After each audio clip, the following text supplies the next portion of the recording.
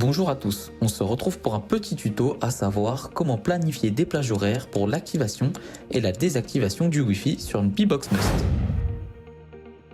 Tout d'abord, dans l'intention de recherche, je vais écrire comment accéder à l'interface d'administration de sa box. Ensuite, dans les résultats du moteur de recherche, je vais aller sur la page de mon opérateur. Dans mon cas, je fais cette démo sur une Bbox Must de chez Bouygues Telecom. Bien vérifier que vous soyez connecté au réseau de votre box par câble RJ45 ou par Wi-Fi. Je clique sur l'URL pour accéder à l'interface de connexion d'administration de ma box. Je n'ai plus qu'à saisir le mot de passe administrateur pour me connecter. Si vous avez perdu votre mot de passe ou que vous ne le connaissez pas, cliquez sur mot de passe oublié et vous avez 120 secondes pour effectuer un appui court sur le bouton Wi-Fi ou sur le bouton WPS présent sur l'interface de votre box.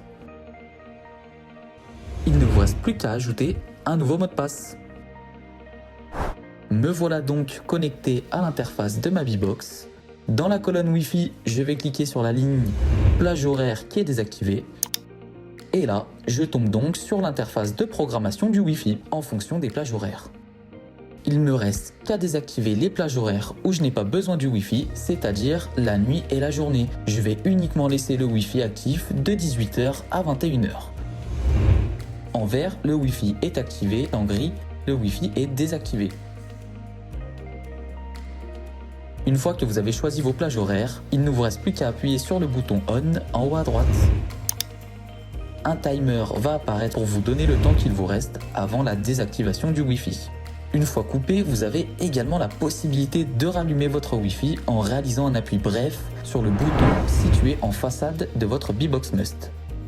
En cas de coupure de courant, la box se relance avec les paramètres d'avant sa coupure. C'est-à-dire que si le Wi-Fi est coupé, la box va se relancer sans activer le Wi-Fi.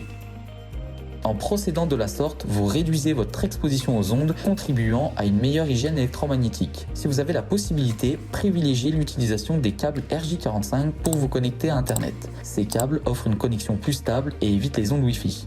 Je vous dis à la prochaine pour un nouveau tuto.